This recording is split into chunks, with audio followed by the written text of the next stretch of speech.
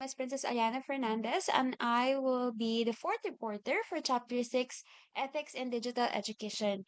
In this lesson, we will be tackling copyright and plagiarism. It emphasizes the critical importance of respecting copyright and understanding the serious consequences of plagiarism, especially within the educational setting. So let's start. Introduction. Let's define what is plagiarism first. So, plagiarism is the act of using someone else's intellectual property. So, this is such as ideas, words, images, or creative work. So, without proper acknowledgement or authorization and presenting it as one's own. So, it is considered as ethical violation and in many cases a legal offense, particularly when it infringes on copyright law.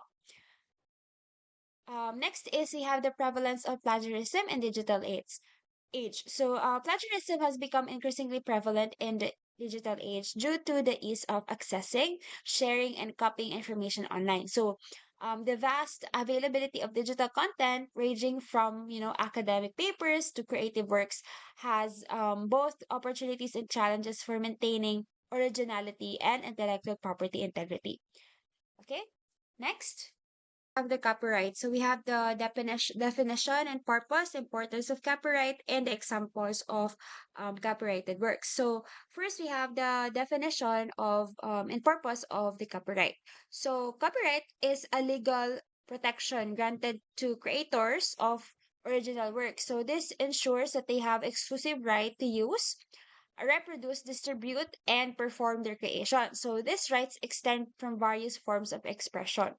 So, pwede siyang sa literary, artistic, or scientific works. And it aims to safeguard the creator's intellectual property.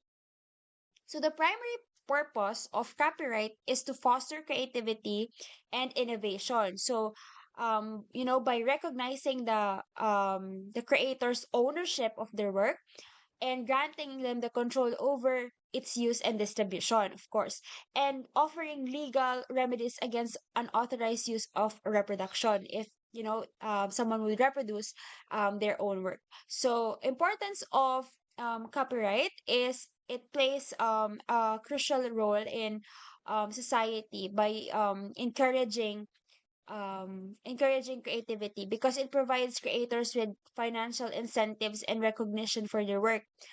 It motivates them further to innovate. Next is it ensures that the creators can control how their work are used and distributed or even modified. So it enables types of plagiarism. So according to Nichols and Field of 2009, they've identified various forms of plagiarism, each also reflecting a different way in which originality and attribution can be compromised. So these are the types of plagiarism. The first one is copy and paste plagiarism. So this occurs when someone is directly copies the text from source and paste it into their work without, proper citation. And it is the most straightforward and recognizable form of plagiarism. So it involves verbatim and use of other words. Next is we have the world switch plagiarism. So this involves slightly modifying the original text by changing the words or phrases while keeping the overall structure and meaning intact. So I think students usually do this. It often includes the synonyms of rephrases or rephrasing sentences to disguise the act of copying. Next is the style plagiarism. So style plagiarism is mimicking the distinctive style, yung tone of writing, manner of writing of another author without proper acknowledgement. While yung content may differ, but the replication of the stylistic elements can constitute a breach of originality. Okay, next of plagiarism, we have the metaphor plagiarism.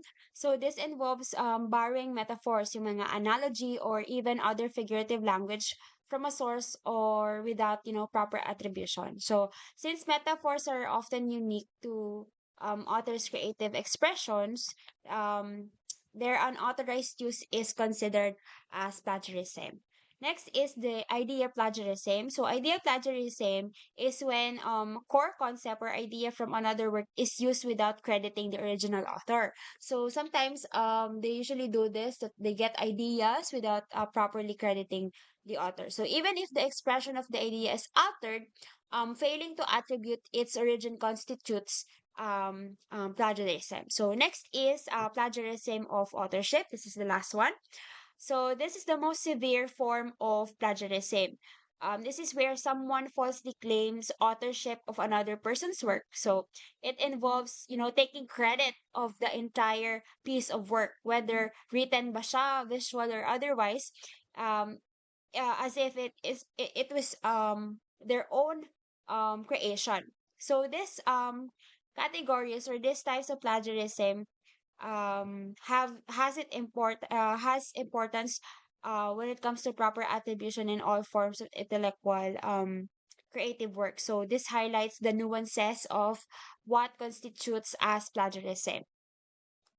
Okay, next we have the Intellectual Property Code. So this governs the protection of authors' rights and other related rights. So the Intellectual Property Code is a framework where these are typically divided into two categories, which are the economic rights and moral rights. So economic rights grant the author's ability to control and benefit financially from the use of their work. So this includes yung reproduction rights. When we say reproduction rights is the right to authorize or prohibit the making of copies of the work. So next we have the distribution rights where the author has the right to control the sale, yung rental and distribution of their work. Next we have a public performance and communication rights and adaptation rights. So the author has or the right to authorize or prohibit the public performance, yung display or yung pagbabroadcast ng work nila.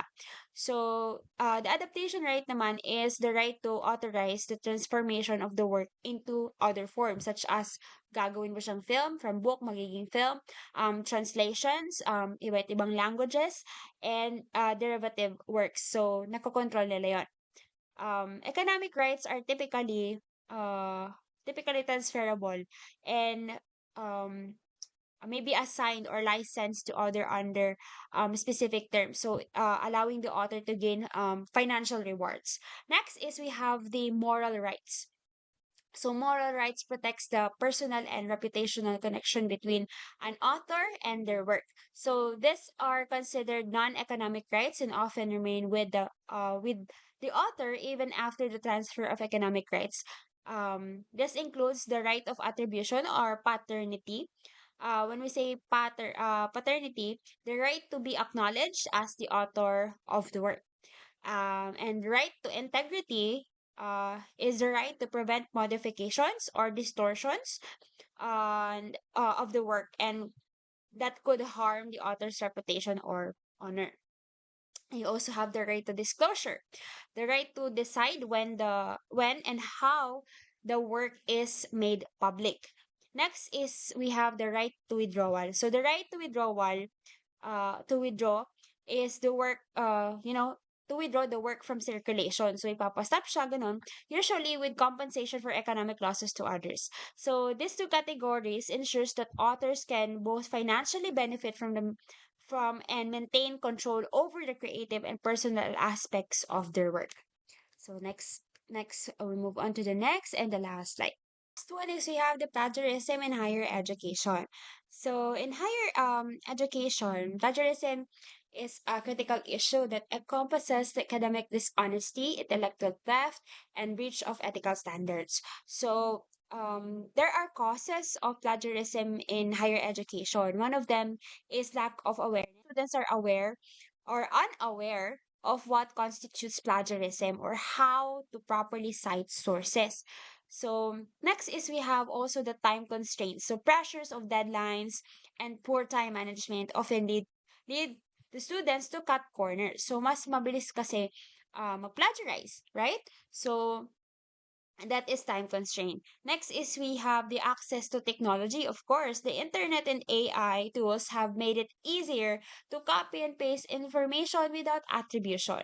So also, we have academic pressure. So, some people have high expectation, and competition can push students actually to prioritize grades over integrity. So, last one, I think we have inadequate training. So, insufficient education on research methods and citation styles contributes to unintentional plagiarism. Sometimes we are unaware na plagiarism na pala yun because we do not have the information or the proper inadequate or adequate training when it comes to researches. So there's also impacts of plagiarism in higher education. So for example, on students, we have disciplinary actions, including failing of grades, suspension, and expulsion, long-term damage to academic and professional reputations, as well as the loss of critical thinking and research skills dahil umaasa na lang tayo sa AI or plagiarized work. So on educators naman, there's also impacts of plagiarism where there's an increase of workload to identify and address plagiarism. There's frustration and distrust towards students. So often yung mga teachers, they distrust students because most of their works are plagiarized. On institutions naman, there's erosion of academic integrity and credibility. So legal and ethical consequences if plagiarism goes unaddressed. So there's also diminished value of degrees issued by the institution. So there's also impact in preventing and addressing plagiarism. So in education and training, when they conduct workshops or academic integrity and proper citation practices. So there's also integrated lessons on plagiarism in course curriculums, no? That is one of the impacts of plagiarism as well. So they integrate lessons. So in technological tools, there's also an impact on that where they use plagiarism detection software like Grammarly or Turnitin, no? Yun yung mga ginagamit to track plagiarism. So there are lots of impacts sa plagiarism, including din yung support for students. So, they offer resources for research and writing, such as, writing centers or even tutoring. And they also encourage time management and stress reduction techniques para maiwasan yung plagiarism. So, plagiarism in higher education is a multifaceted issue. So, that requires a proactive and comprehensive approach. So, the educators and the institution must foster a culture of academic integrity while equipping the students with knowledge and tools to produce original work. So, by prioritizing education, the ethical awareness, and yung accountability, higher education can actually uphold its standards and empower learners to value authenticity and intellectual honesty. So that is all for my report.